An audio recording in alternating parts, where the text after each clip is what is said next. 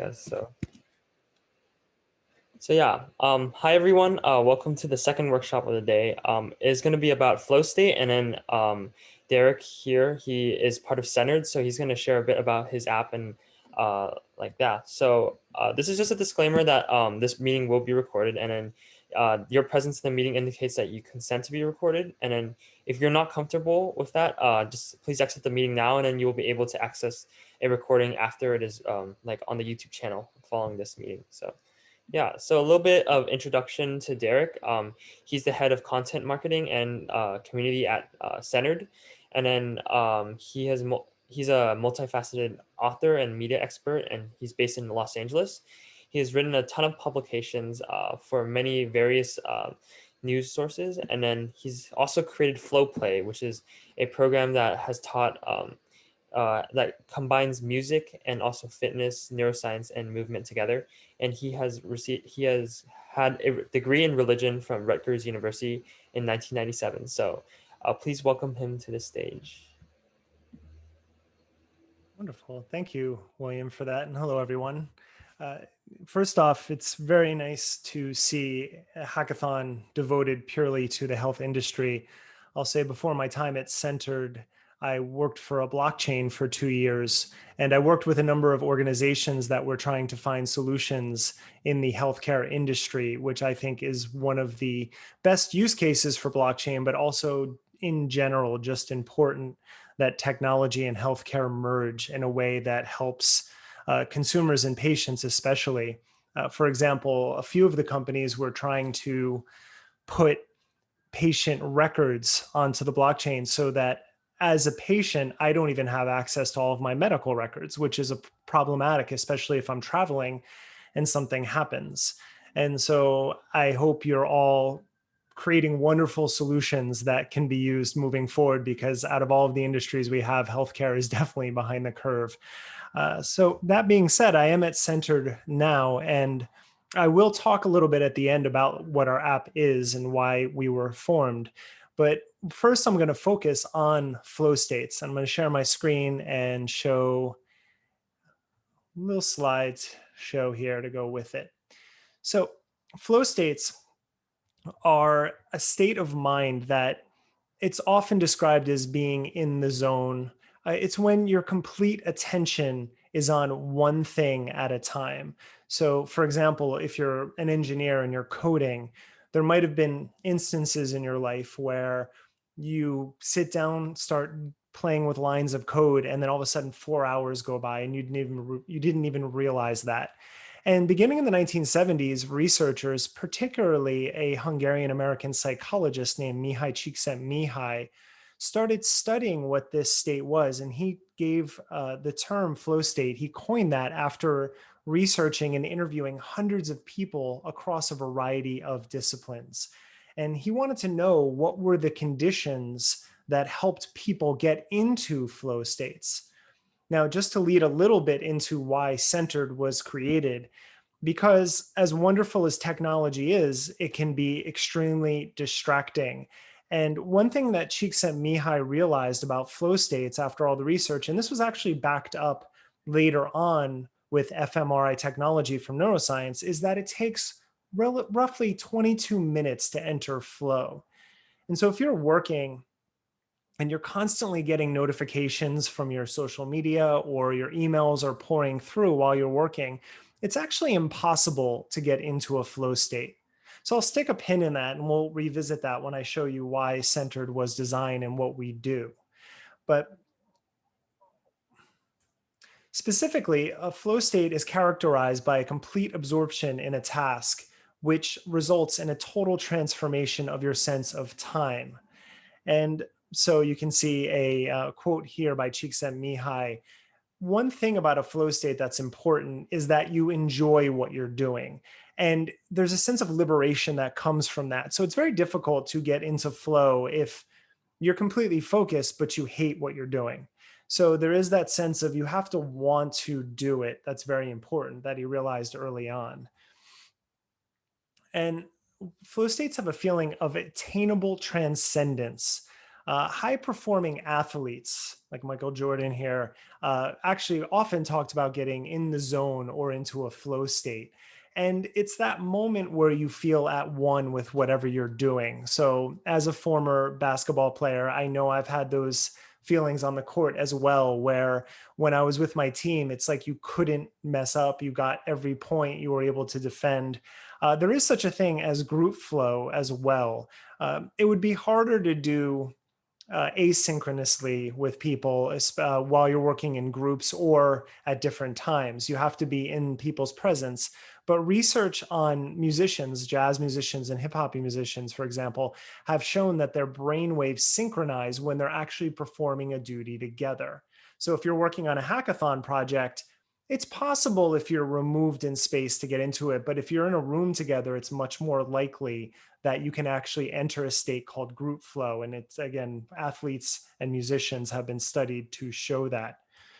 Now, this can also happen when you're writing or even reading. Very often, flow states are defined by something active. So you have to be doing or creating. But because reading affects the brain regions, motor regions in your brain that mimic action, you can also get into flow while you're reading. So if you ever sit down with a good book and 100 pages later, a few hours have gone by, you don't even realize it. You've gotten so invested in the story and your brain has understood it as a form of action because you're participating in that story. So again, flow states, there are quite a number of ways to get into them. One of the greatest from my perspective being hiking. I used to do a lot of trail running before I had knee surgery about 6 years ago. And when you're up in the mountains for an hour, 2 hours, you just lose all sense of yourself. And it's one of my favorite ways of getting into flow. Now, Csikszentmihalyi realized that it produces an almost mystical experience. Again, a feeling of transcendence from your body. The difference between 5 minutes and 5 hours can sometimes feel, they can dissolve. It can feel like the same thing. And so flow has been compared to trances and hypnosis. In a good way, though, research has shown that when you're in flow, there's no negative physical or physiological consequences to being in that state. And in fact, initially, researchers thought that it was activation of a lot of brain regions, but what they found, it's actually a quieting of brain regions, predominantly the ones concerned with your identity and your prefrontal cortex.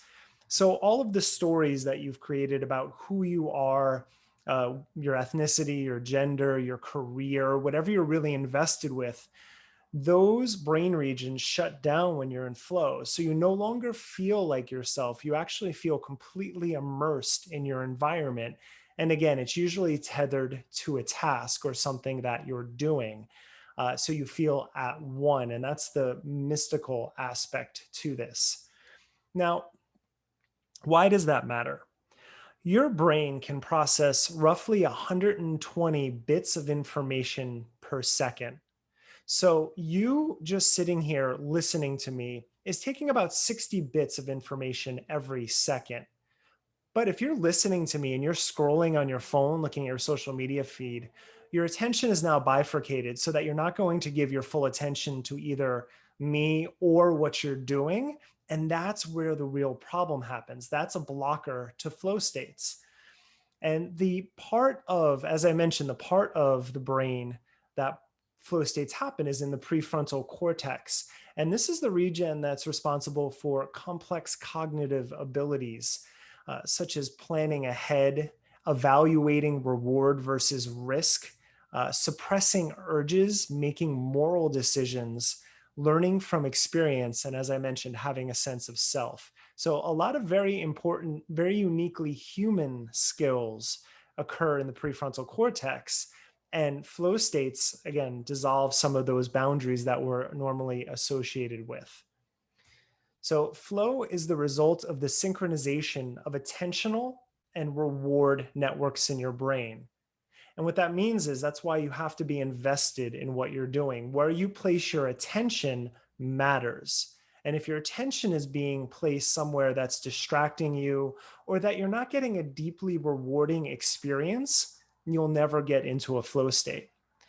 Now, besides having a greater sense of focus, people that experience flow often, and as I'll get to, you can actually train to be in flow. And the more you do it, the more you'll experience it. They're able to achieve their goals much more rapidly and become much happier. That was one of the biggest findings from Csikszentmihalyi's work, is that people who get into flow, who give their focus to one task at a time more often, are generally more satisfied in their lives. And I think, again, at a point where we're coming out of a pandemic, much of the world still very much in it. America's still very much in it, but we're starting, to see a path ahead. There has been a lot of mental health disorders, an uptick in cases of anxiety and depression, which makes sense given what we've just gone through.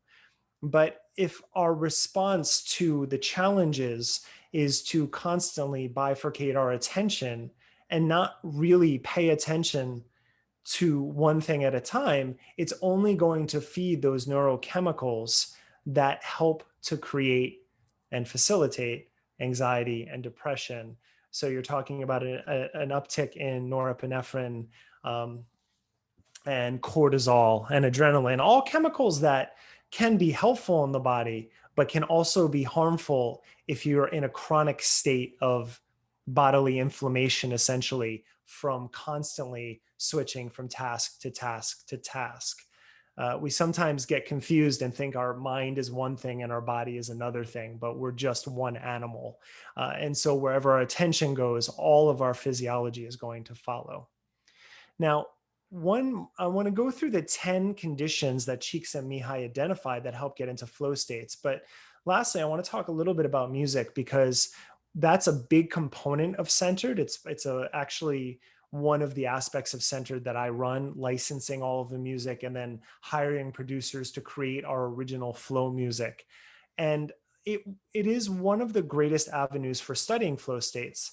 So um, Johns Hopkins neuroscientist Charles Lim used fMRI to examine the brains of improvisational jazz and hip hop musicians.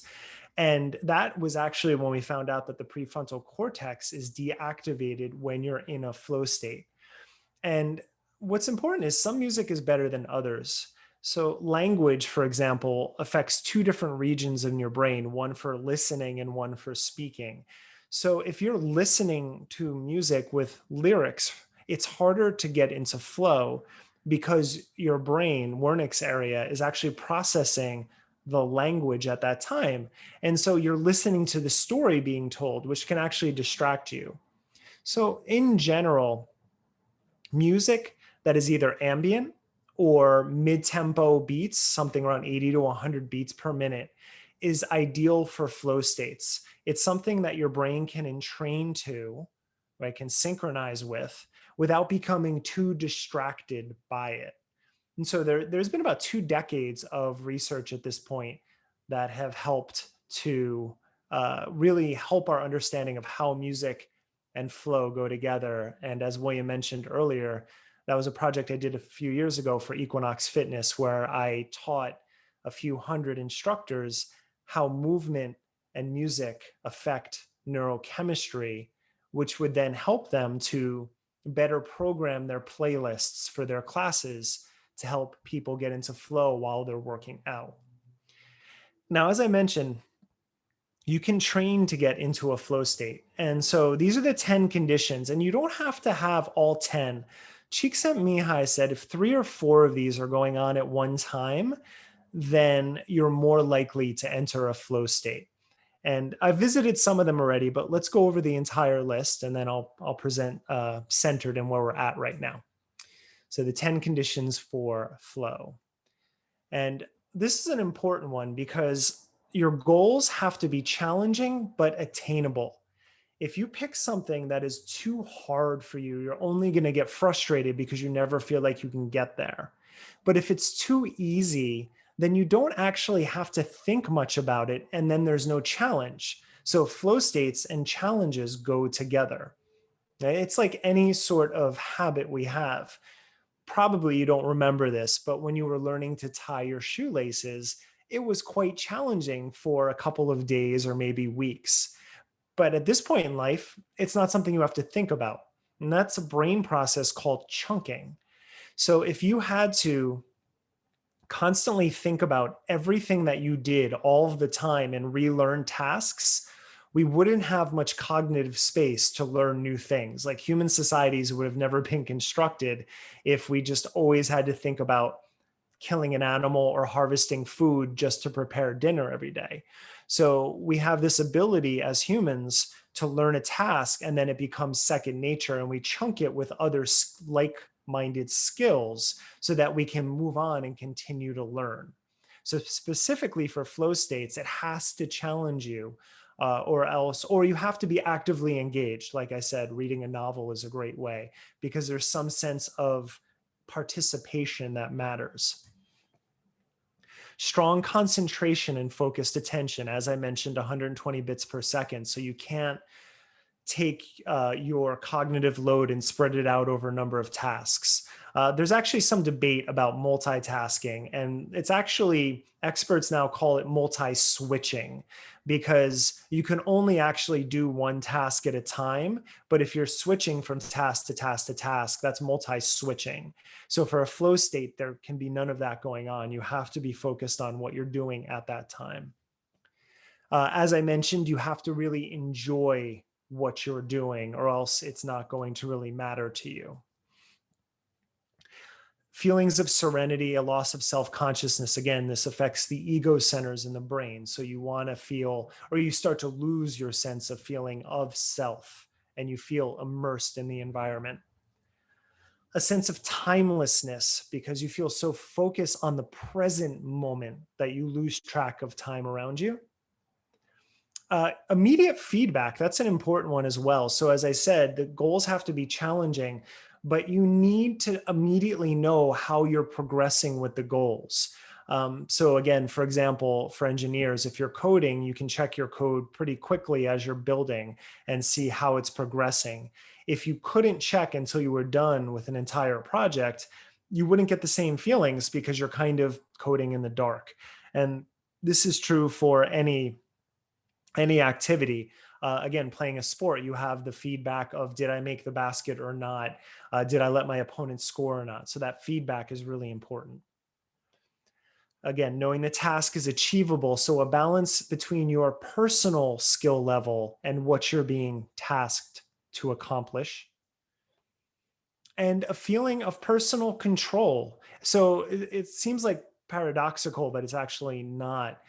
Even though your sense of self dissolves, you still have autonomy over your actions. So you feel more in control of what you're doing, predominantly because that part of you, that sense of self that maybe says, I'm not good enough or I can't accomplish that quiets down and you actually feel more in control than you normally do. And that's really important to get into flow states. A lack of awareness of physical needs. Csikszentmihalyi studied a number of painters, and he found that sometimes painters would go for 8 or 10 hours working on a piece of art, not go to the bathroom, not eat, not do anything else. And the only time they actually got out of their flow state was because their body literally shut down in some capacity. Like either they just had to eat or drink something at that point. But while you're actually actively engaged in the activity, you don't feel like you need anything at that point. And then finally, complete focus on the activity itself, which kind of cuts across some of the other ones. So 3 or 4 of those, could be more, but that is the conditions that can help to create a flow state. And the way that you practice getting into a flow state is by practicing. Back in high school, we had a pretty tall basketball team. And so we always wanted to slam dunk, for example. And we would ask our coach, how can we practice?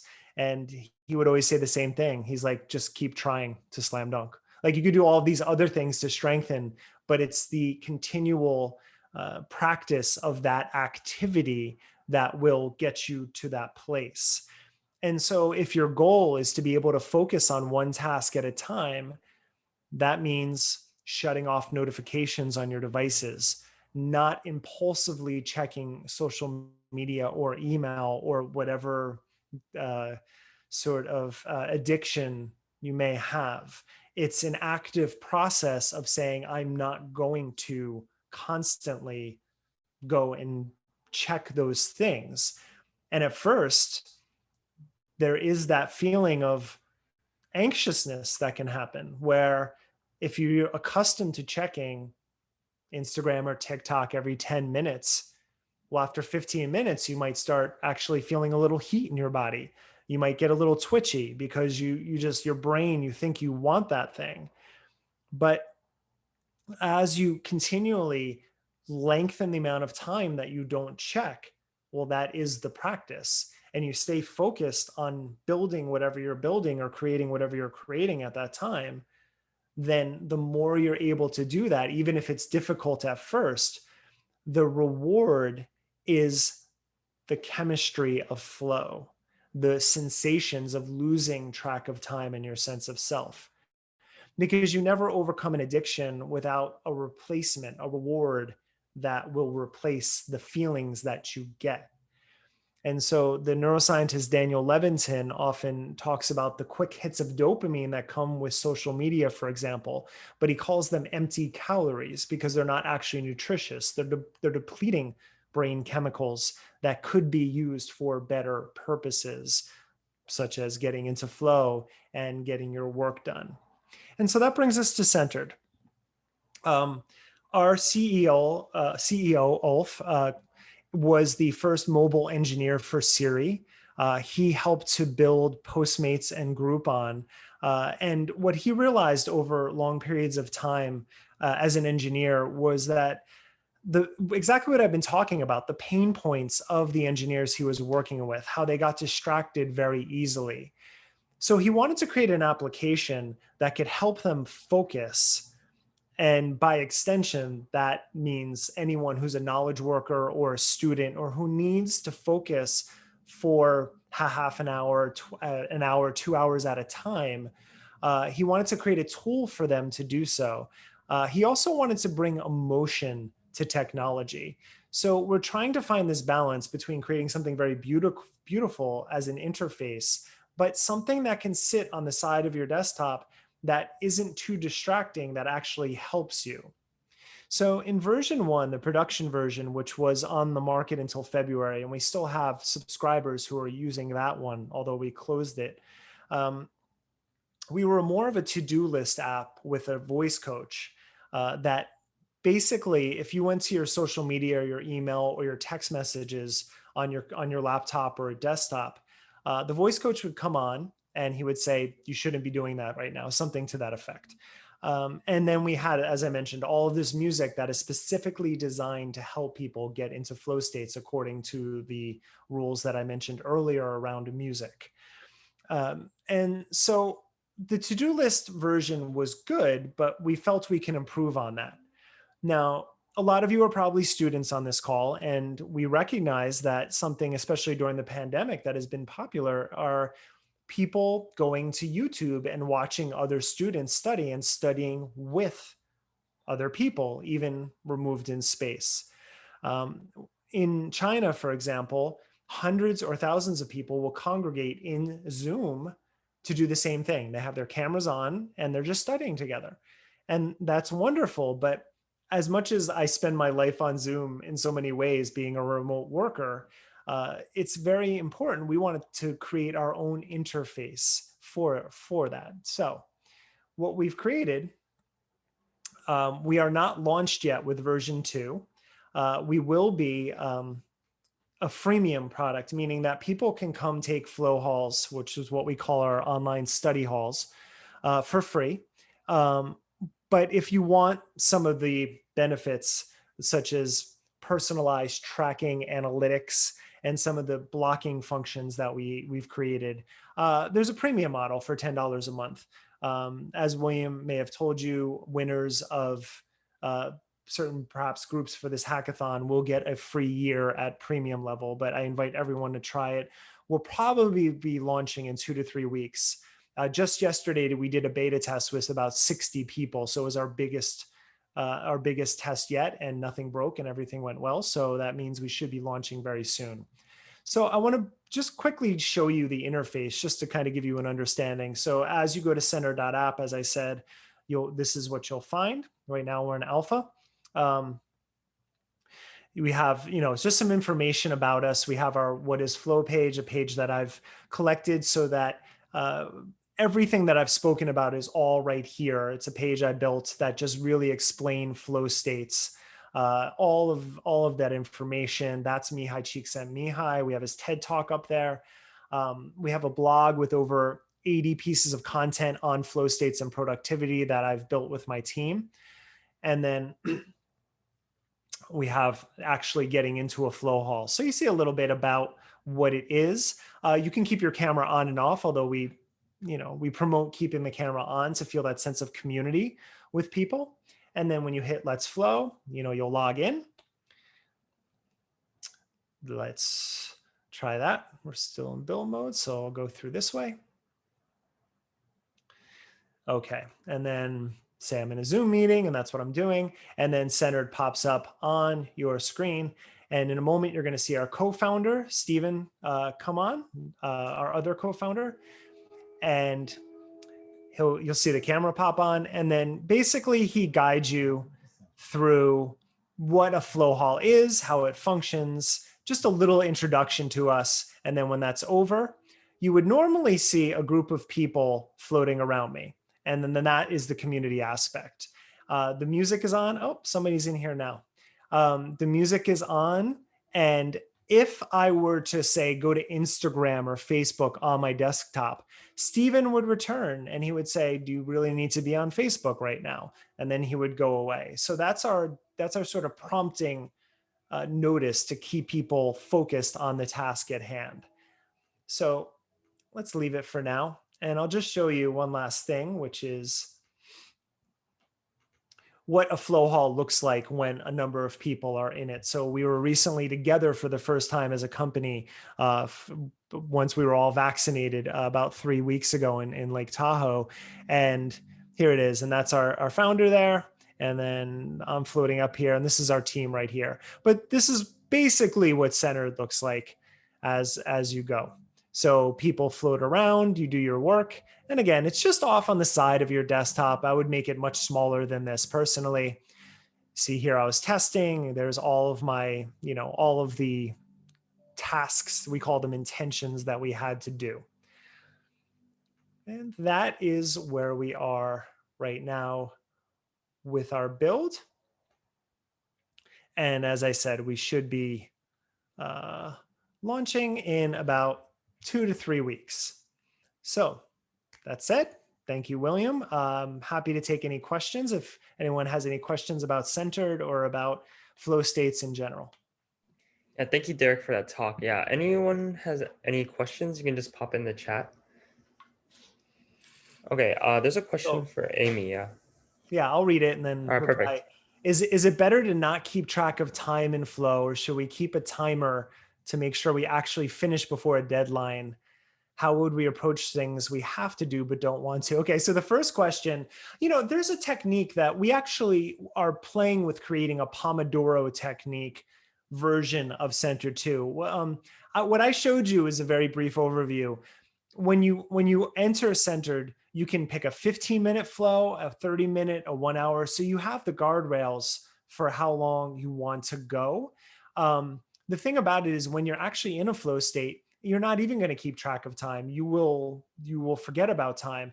But if you have a meeting, for example, we have meeting reminders in Centered where the coach pops up, for example, if it's in your calendar and your calendar is tied into Centered. So if you need a certain block of time blocked out, you want to time box it, that is totally the right way to go. And I've onboarded over 100 of our users in version 1, and some people loved using Centered for 15-minute tasks, multiple tasks. So they do one and one and one, and they would just kind of go through it. And then I onboarded a professor who liked to use Centered at 4 hours at a time because that's his working period. So it's really personal in that sense. how would we approach things we have to do but don't want to? I mean, you're talking about the basic dilemma of working, right? Especially if you have duties. I love my job at Centered, but there are certain things that I do that I don't love. And from my perspective, it's best to just do it during your prime working hours. And I say that because willpower is a limited resource. For example, people at the end of their day tend to eat fattier, more carbohydrate filled foods because they lack the willpower to not eat well at that time because cognitively you run out of willpower. So, my suggestion is as a company, every day it's Centered from 8 to 10 a.m. Pacific. We have what's called flow time, where no one bothers anyone on Slack, email, text, nothing, and we just get our work done. And then starting at 10 is when we start interacting with one another. And I will usually take the tasks that I have to get done and some of which I don't want to during that period because I know when no one's going to bother me and it's my time to just get my work done. But also because that those are my best working hours. I feel freshest. I've already worked out that day, and then I can really just get to work. My coffee's still in me, so that is my recommendation. How long is a sustainable period to remain in a flow state? And is there an optimal time of day? Well, as I just mentioned, there's something called a chronotype. And basically, everyone peaks at different times of the day. So I'm an early morning person. I'm up by 5 to 5:15 every morning. And then go do my workout. And then I feel really good in the morning. And I have a lull in the afternoon. Some people work their best in the afternoon. Some people work their best. An old music partner of mine loved starting to work on music at 11 p.m. It's when he got his best work done. So it's a little bit, there is no optimal time overall, but there is an optimal time for you. And that's usually when you feel the most focused. So I would mark those times down and notice them and then make that your time to get the work done. As long as, and in terms of how long is a sustainable period, as I said, 20 to 22 minutes to get into flow.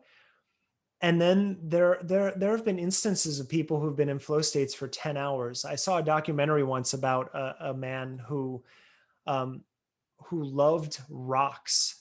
And he actually got so into looking at his rocks one day that he started at dawn when the sun came up, and then he noticed the sun went down. He was so absorbed in his passion, and there were no negative physical benefits. He didn't eat, but beside for a day, you can do that. So, a sustainable, your body will eventually tell you if there's a problem, either going to the bathroom or needing to eat or have something to drink. So, I would not worry about sustainability in those terms.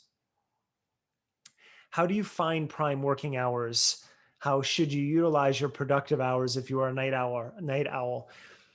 Most research points to most humans need 7 to 9 hours of sleep every night. So I would first and foremost say to make sure you get your sleep because the number one driver of health problems, I mean, we often look at it as, say, obesity is a driver or genetics is obviously a driver, but lack of sleep is such a problem.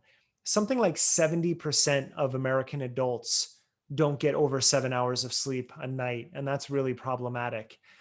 So I would say if you can carve out getting that many hours of sleep, then if you work well at night, then go for it. If that's when you really get your work done, but just make sure that you get enough sleep so that those hours are really fresh for you. How do you know if you are actually the most productive at night or if you have just built an unnatural habit of staying up?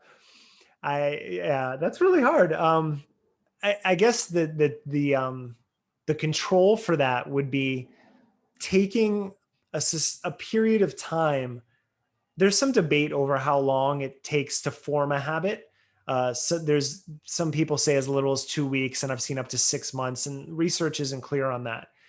But I would say take a month and try to change, like as a control. You have your control if you're a night owl, say that because that's your habit. Try to change the pattern for a month And after a few weeks, because it's going to be uncomfortable at first, but if you actually want to change that pattern, give it a couple of weeks and notice if you get more work done in the morning. So go to bed earlier, wake up earlier, and try to work then. And if after 4 or 6 weeks you find that it's just not working for you, then I would go back to whatever works best for you. But you have to give at least, I would say, a month to really test something to see if it's going to work for you, because after a week or two, the impulse is just going to be to return to your habits, whatever's comfortable. But again, if that works for you, some people's chronotype is in the evening hours. So it's really about the comfort level that you have with whatever your work habits are. Well, I'll speak as someone who, the question is, how do you think flow states can improve and transform mental health? So I'll speak as someone non medically, first of all, because I never give medical advice. But I did suffer from anxiety disorder for 25 years. I unfortunately am past that. Not that I don't have anxiety, but I no longer have panic attacks, which was a big part of my life. So I have some experience with medication and psychiatry, and also different practices to try to not have to take that, which I didn't have to take for too long. Um, Csikszentmihalyi's research has shown that people who get into flow states more often are not only happier with their work and their life, they're more satisfied.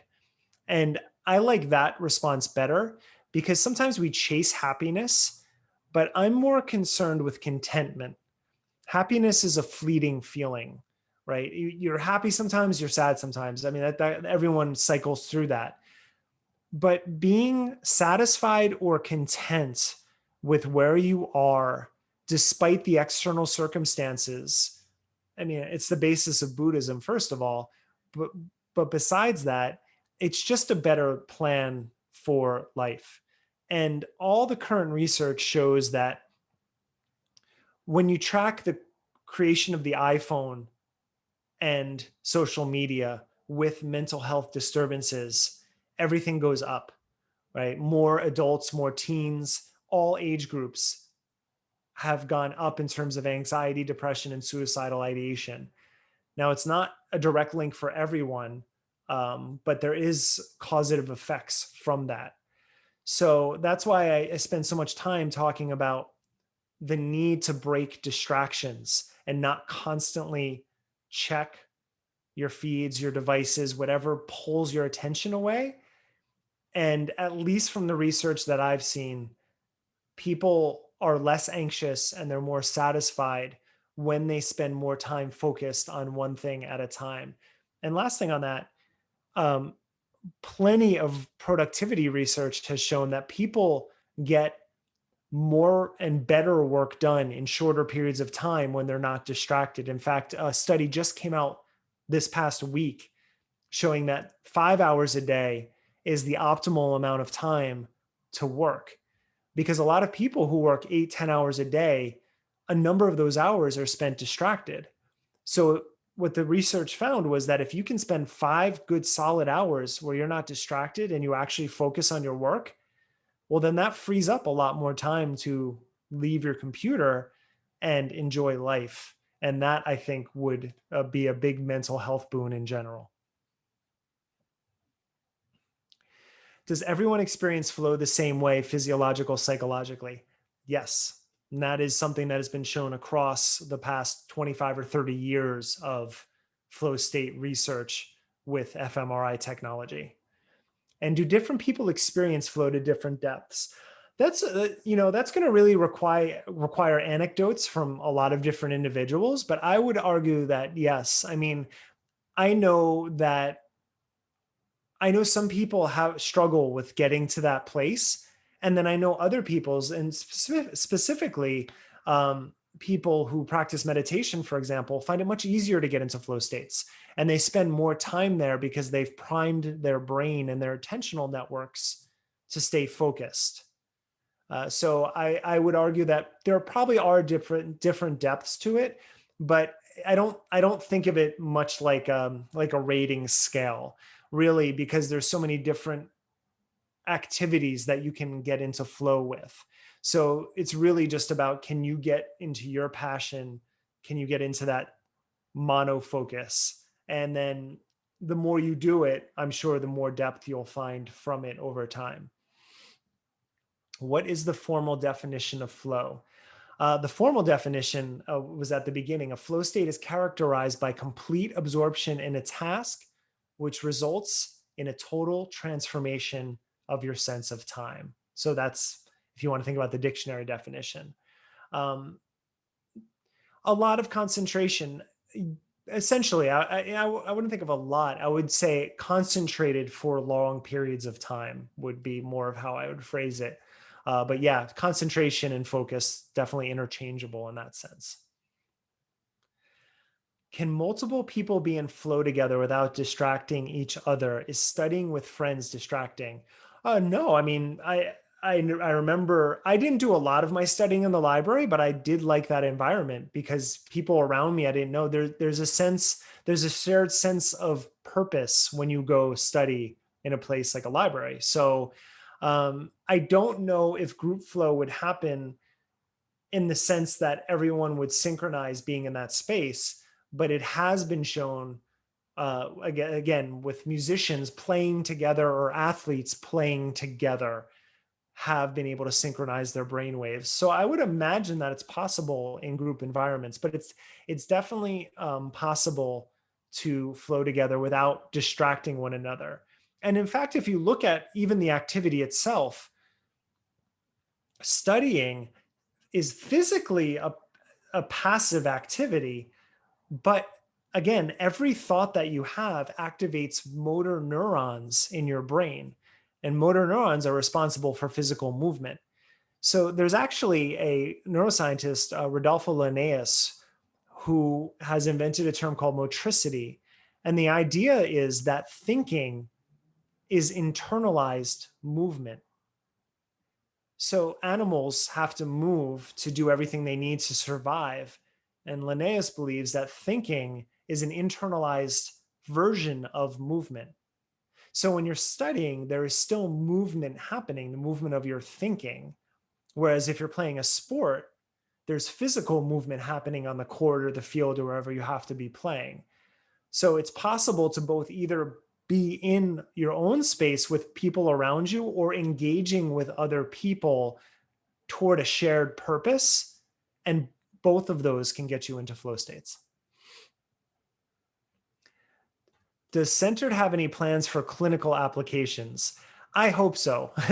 There's a problem with startups called boiling the ocean, which I've worked for a number of startups, and I would say I really like Centered the most because we're really focused on creating our first product and getting that out. A lot of startups want to do a lot of different things. Like I said, with the blockchain I worked for before, they had that problem, and that's why the project failed ultimately. But down the line, I'll add this. The three biggest communities of users that we currently have are knowledge workers like tech workers, students, and people with ADHD. And the interesting thing is when we launched last July, ADHD wasn't on our radar. We were thinking more of students and knowledge workers. But what we noticed after we launched is that people with ADHD kept reaching out to us saying that our app really helps them. So on our blog, I've written a number of pieces about mental health and about attentional problems. Uh, how that translates down the line in terms of clinical applications, I don't know, but I would love to see it evolve that way because I think it could be very useful. Okay. Any other questions? Great questions, everyone. Thank you. Yeah, that's great. I guess if not though, I think we can end it now since we have another workshop at 3. But yeah, thank you, Derek, for that great talk. It was great to hear. Great, thank you. And everyone, Derek at centered.app is my email. So if you have any further questions, if something comes up later, just feel free to reach out. You can also find us on all social media channels. And, even though we do our social media, we just don't spend too much time there. So feel free to reach out. All right.